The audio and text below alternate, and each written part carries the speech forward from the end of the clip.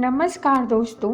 तो आज की कहानी है वृंदावन की सत्य घटना।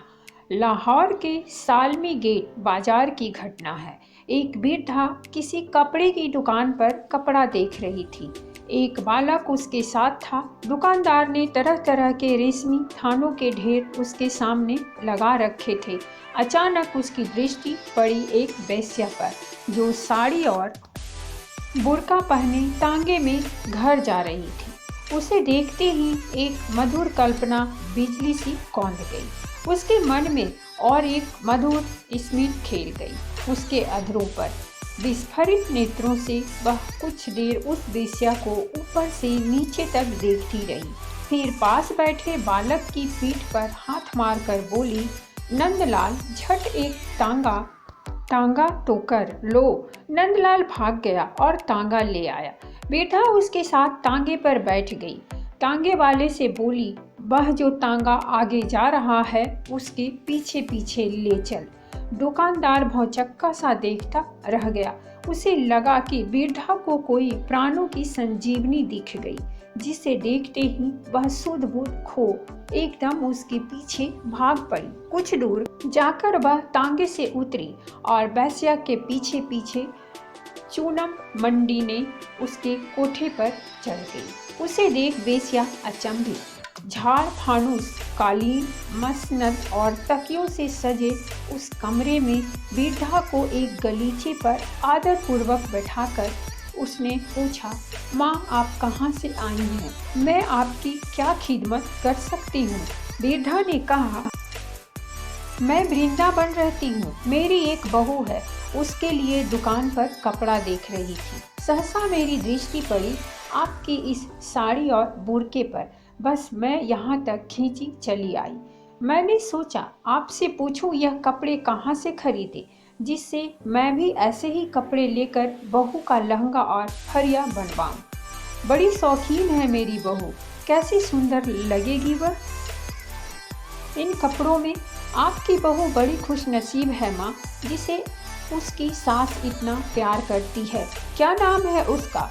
कहाँ की बेटी है? उसका नाम राधा है। बरसाने के राजा वृषभानु की वह बेटी है। वेश्या ने कौतूहल बस आंखें चमकाते हुए पूछा, और आपके खुशनसीब साहबजादे का क्या नाम है? उसे लोग कन्हैया कहते हैं, पर मैंने उसका नाम आनंद बल्लभ रखा है। तब वेश्या ने हंसकर कहा, अच्छा मैं समझ गई, तब तो वह मेरी भाभी हुई माँ।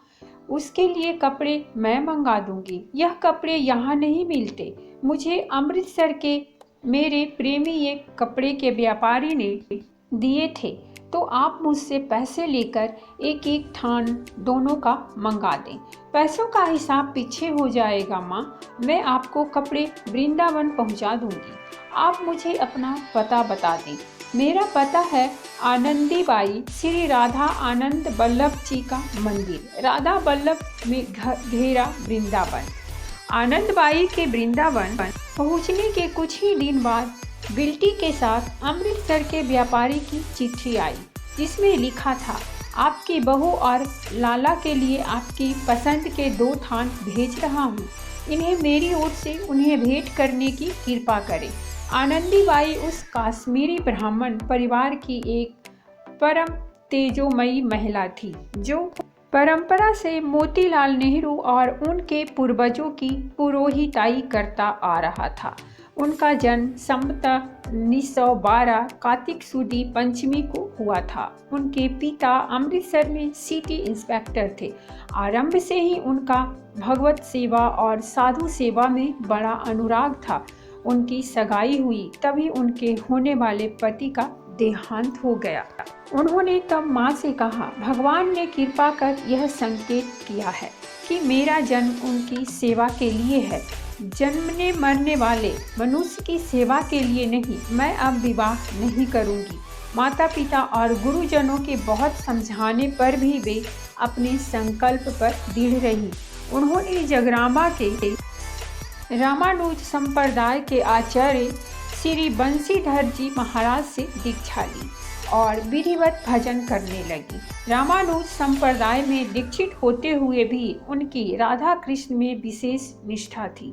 उन्होंने पिताजी से प्रार्थना की, एक मंदिर बनवाकर उसमें राधा कृष्ण की मूर्तियां पधारने की, जिससे उन्हें उनको नित्य आत्मवत सेवा करने का सौभाग्य प्राप्त होता रहे। पिता ने फव्वारे वाले चौक पे घी मंडी के दरवाजे के पास अपने मकान में ही एक मंदिर का निर्माण किया। उसमें श्री राधा आनंद वल्लभ जी की मूर्तियों की प्रतिष्ठा की। आनंदीबाई प्रेम से उनकी सेवा करने लगी। उनका नित्य नया श्रृंगार करती, नए नए व्यंजनों का उन्हें भोग लगाती, उन्हीं की सेवा पूजा में सदा संलग्न रहती। कुछ दिन बाद उनके माता पिता का देहांत हो गया। गुरुदेव भी नित्य धाम पधार गए। तब वे तीर्थ यात्रा को निकली। श्री राधा आनंद वल्लभ को अपनी बहन के पास आगरे में छोड़ कुछ दिन तीर्थों में भ्रमण करती रहीं। फिर कुछ दिन काम में बन रहकर वृंदावन पधारी। 20वीं संवत 1963 में राधा वल्लभ जी के घेरे में भूमि खरीदकर मंदिर का निर्माण किया। श्री राधा आनंद वल्लभ जी को उसमें विराजमान करा अस्थायी रूप से वृंदावन रहने लगे। श्री राधा आनंद वल्लभ जी के प्रति आनंदीबाई का वात्सल्य भाव था। आनंद वल्लभ जी उनके पुत्र थे। राधा पुत्र वधू दोनों बड़े रसिक थे। आनंदीबाई उनकी रसिकता से विमुग्ध थी और निकटस्थ श्री राधा वल्लभ जी के मंदिर की परिपाटी के अनुसार उनकी आत्मवत सेवा कर आत्मविभोर रहती थी। आज आनंद वल्लभ जी को हलवा चाहिए, आज खीर, आज मालपुआ, कलाकंद या बालूशाही। आज वे राजा बनेंगे, आज गवारिये का भेष धारण कर गाय चराने जाएंगे, आज नाग नाथेंगे, रास करेंगे या जल केली। उनकी वेशभूषा और साज सज्जा आज सब उसके अनुरूप ही होगी। आज वे अमुक गायक का गायन सुनने को मचल रहे हैं, तो आज अमुक वादक का वाद्य सुनने की हट कर रहे हैं। राधा आज मचल रही है कि वे पहनेंगी तो नई साड़ी पहनेंगी, नहीं तो पहनेंगी ही नहीं। आज उनका फूलों के श्रृंगार का मन है, तो आज जल विहार या नौका विहार का। आनंदीबाई बड़े प्रेम से दोनों के नाच नखरे उठाती, दोनों की नित्य नए नए साज श्रृंगार में नई नई छवि देख अपने कोटि कोटि प्राण उन पर न्यौछावर करती। उनके समकालीन रसिक संत श्री रूप माधुरी शरण जी ने उनके संबंध में यह कवि लिखा है। भक्त आनंदीबाई रसिकन सुखदाई, श्यामा श्याम ने पठाई सेवा सुख।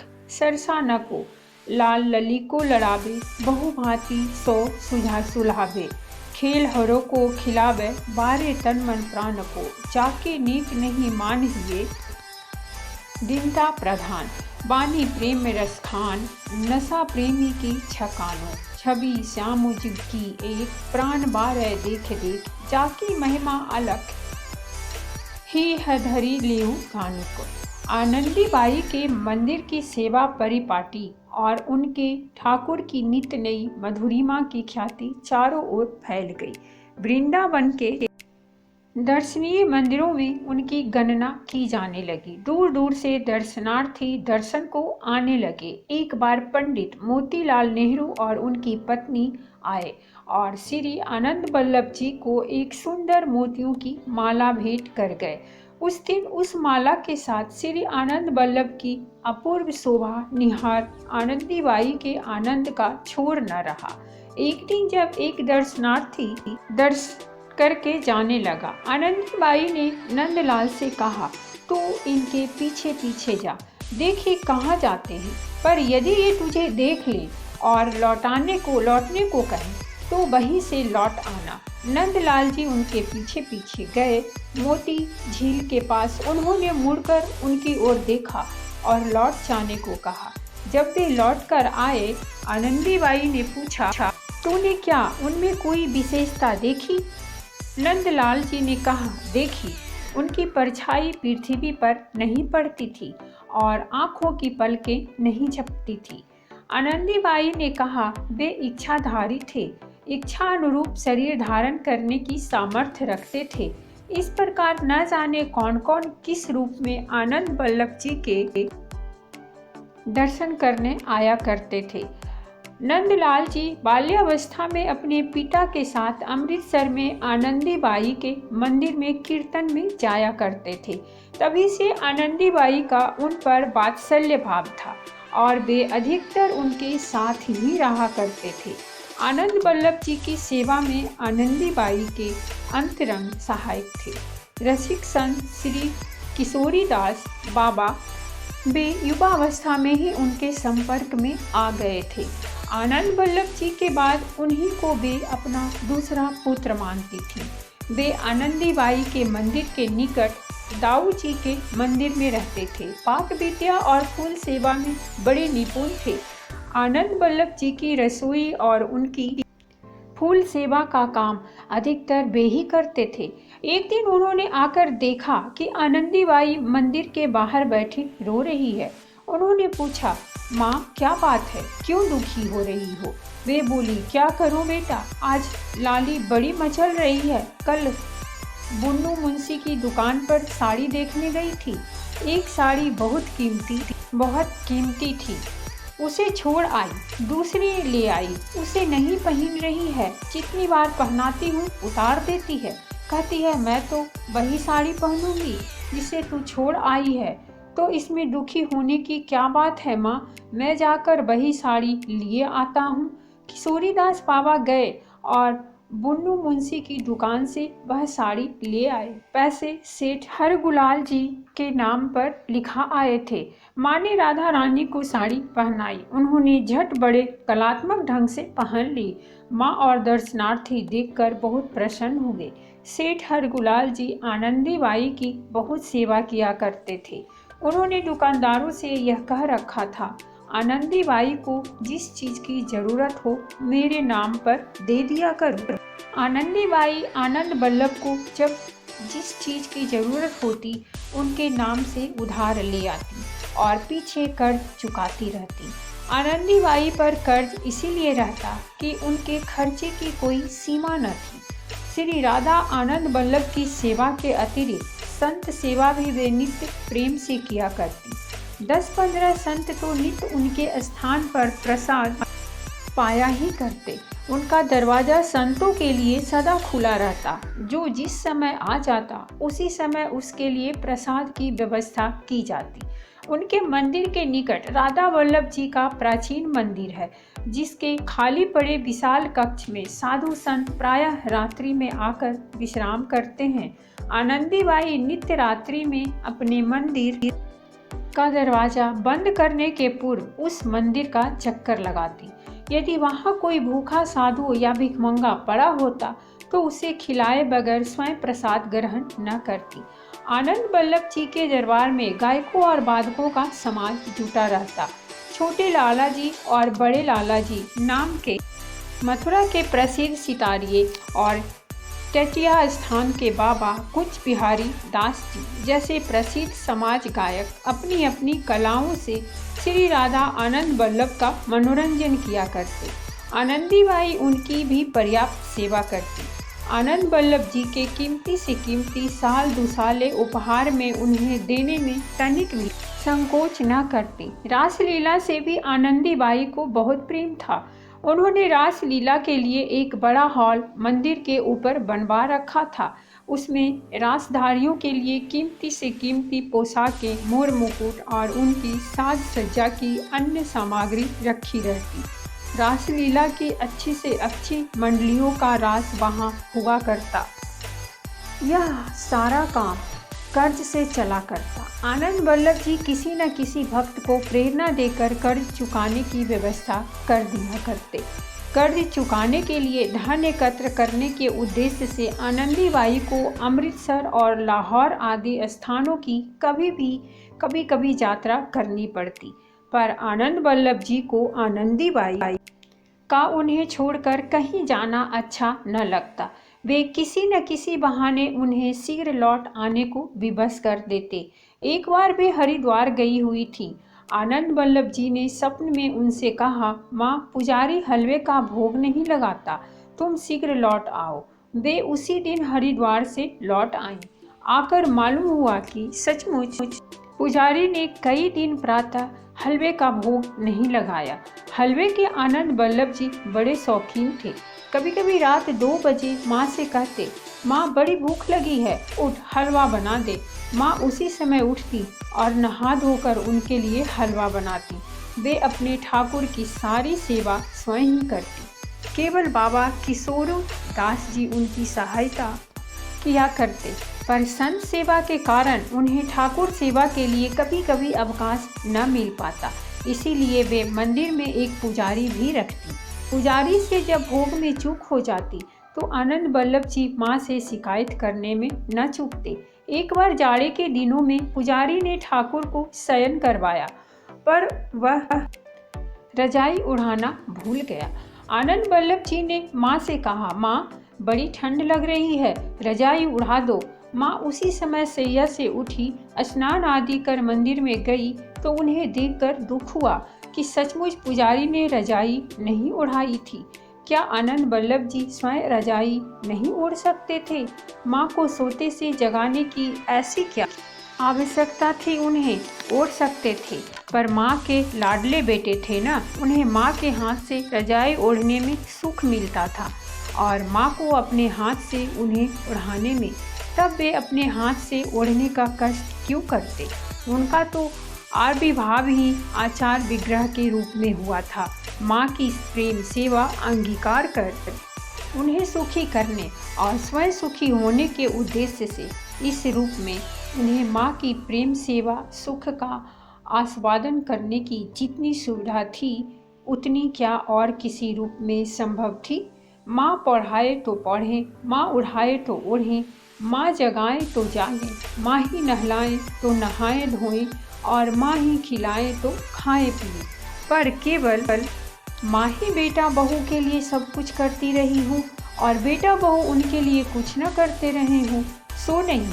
बेटा बहू भी आवश्यकता पड़ने पर वैसे ही उनकी सेवा के लिए प्रस्तुत रहते। एक बार वे 8 दिन तक बीमार मंदिर के ऊपर वाले कमरे में पड़ी रही।